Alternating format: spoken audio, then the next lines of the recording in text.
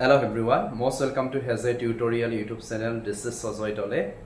More atot hazi eta video click ase aru he video click apnalokor subidar kane moi play kori dim aru tate okolokini information apnaloke lab koribolo hoikom hobo.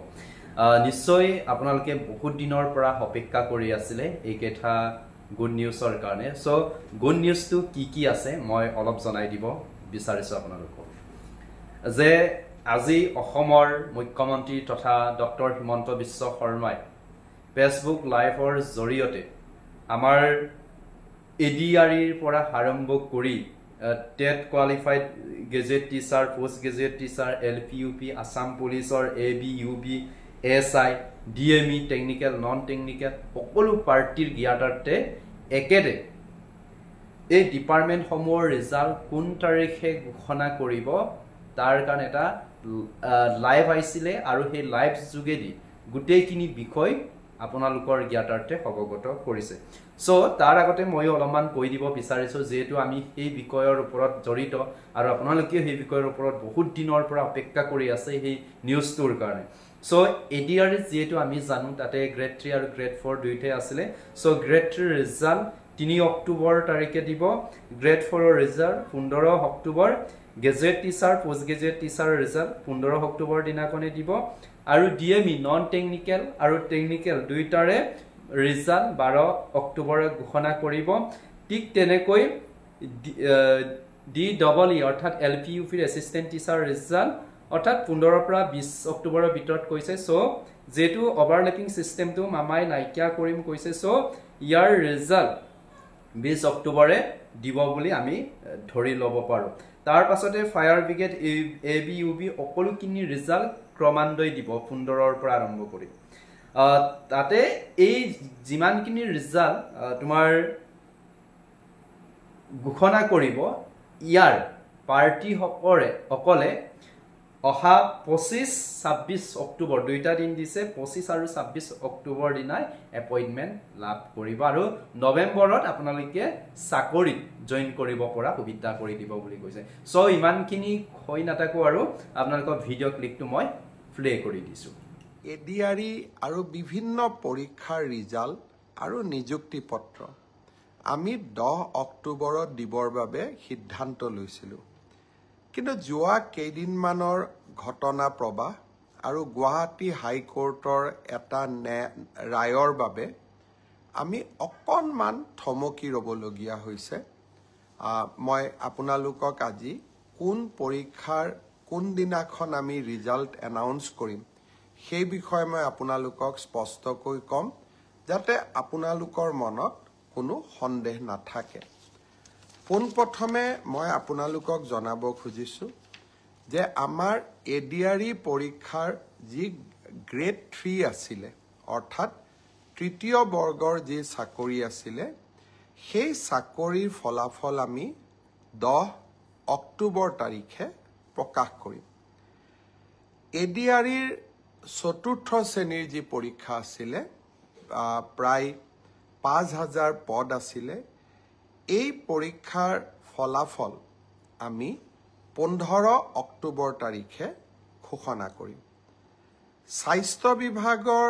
বিভিন্ন পৰীক্ষাৰ ফলাফল non technical technical স্বাস্থ্য বিভাগৰ আটাইবোৰ পৰীক্ষাৰ ফলাফল আমি 12 অক্টোবৰ তাৰিখৰ আগতে ঘোষণা কৰিম এলিমেন্টাৰী প্ৰাথমিক বিদ্যালয়ৰ শিক্ষকৰ নিযুক্তিৰ বাবে আমি যি পৰীক্ষা বা আমি যেটো নিযুক্তিৰ প্ৰক্ৰিয়া আৰম্ভ কৰিছো সেই পৰীক্ষাৰ ফলাফল আমি 15 ৰ পৰা 20 অক্টোবৰৰ ভিতৰত প্ৰকাশ কৰিম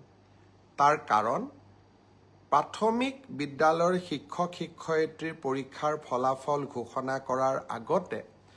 আমি গ্ৰেজুৱেট টিচাৰ আৰু পোষ্ট গ্ৰেজুৱেট টিচাৰৰ ৰিজাল্ট ঘোষণা কৰিব খুজিছো যাতে ওভাৰল্যাপিং নহয় অৰ্থাৎ প্ৰাথমিক বিদ্যালয়ৰ শিক্ষকৰ পদ নিৰ্বাচিত গ্ৰেজুৱেট টিচাৰ বা পোষ্ট গ্ৰেজুৱেট টিচাৰ সকলে দখল কৰিব নোৱাৰে আৰু আমাৰ যুৱক যুৱতী সকল যাতে বঞ্চিত নহয় গ্ৰেজুৱেট টিচাৰ আৰু পোষ্ট গ্ৰেজুৱেট টিচাৰৰ পৰীক্ষাৰ ফলাফল আমি 15 অক্টোবৰ তাৰিখে ঘোষণা কৰিম। অৰ্থাৎ এই গোটেই পৰীক্ষাৰ ফলাফলসমূহ আমি 20 অক্টোবৰ তাৰিখৰ আগতে আমি ঘোষণা কৰিবলৈ সক্ষম হ'ম। আপোনালোকে এতিয়া সুধিব যে পুলিচৰ পৰীক্ষাৰ ফলাফল আমি কেতিয়া দিম। সাব ইন্সপেক্টৰৰ ৰিজাল্ট বা ফায়াৰ ব্ৰিগেড আদিৰ ৰিজাল্ট আমি 10 অক্টোবৰ তাৰিখে দিম বা তাতকৈ আগতে দিম। কিন্তু AB আৰু UB কনিষ্টবলৰ ৰিজাল্ট দিয়াৰ ক্ষেত্ৰত গুৱাহাটী উচ্চ ন্যায়ালয়ে এটা আমাক সাময়িকভাৱে বাধা আৰোপ কৰিছে। আমি আশা কৰোঁ সেই বাধা আৰোপ অতিক্ৰম কৰি অৰ্থাৎ উচ্চ ন্যায়ালয়ক সন্তুষ্ট কৰি আমি এই মাহৰ ভিতৰতে পুলিচৰো AB আৰু UB কনিষ্টবলৰ ৰিজাল্ট ঘোষণা কৰিব পাৰিম। এই গোটেই ৰিজাল্টৰ ফলাফলৰ লিষ্টখন দেখিলে আপোনালোকে ইতিমধ্যে গম পাইছে যে আমি 20 অক্টোবৰলৈকে যাবলগীয়া হৈছে। কিন্তু মই প্ৰতিশ্ৰুতি দিছিলোঁ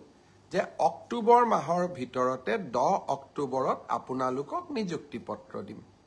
10 অক্টোবৰত মই নোৱাৰিলেও অন্তত 25-26 অক্টোবৰৰ ভিতৰত আপোনালোকৰ হাতত মই নিযুক্তি পত্ৰ তুলি দিম। কাৰণ পৰীক্ষাৰ ফলাফল ঘোষণা কৰাৰ পিছতো আমি বিভাগলৈকে কাক কোন বিভাগত দিম ৰেণ্ডমাইজেশ্যন কৰিব লাগে আৰু তাৰ পিছত বিভাগসমূহেও আপোনালোকৰ পোষ্টিং অৰ্ডাৰ উলিয়াব লাগে। সেইকাৰণে অক্টোবৰ মাহৰ ভিতৰতে আপোনালোকৰ নিযুক্তি হ'ব। কিন্তু কেইটামান দিন আপোনালোকে অপেক্ষা কৰিব লাগিব। ইয়াৰ কাৰণো আপোনালোকে জানে, যোৱা কেইবাটাও দিন ধৰি আমি কোনেও কাম কৰিব পৰা নাই। জুবিনৰ মৃত্যু বা জুবিনৰ দুৰ্ঘটনাৰ পিছত বা বহুতে কোৱাৰ দৰে হত্যাৰ পিছত যি ধৰণে আমি নকওঁ কিয় আমাৰ মনবোৰ বিষাদেৰে ভৰি পৰি আছিল। কাম কৰিব পৰা কোনেও নাছিল। কিন্তু আমি যিহেতু আগুৱাই যাবই লাগিব, সেইবাবে মই আজি আপোনালোকক নিশ্চিতভাৱে কোন পৰীক্ষাৰ কেতিয়া ফলাফল ঘোষণা কৰিব তাক মই জনালোঁ আৰু আপোনালোকে যাতে নৱেম্বৰ মাহতে চাকৰিত যোগদান কৰিব পাৰে তাৰো আমি নিশ্চিতভাৱে ব্যৱস্থা ল'ম।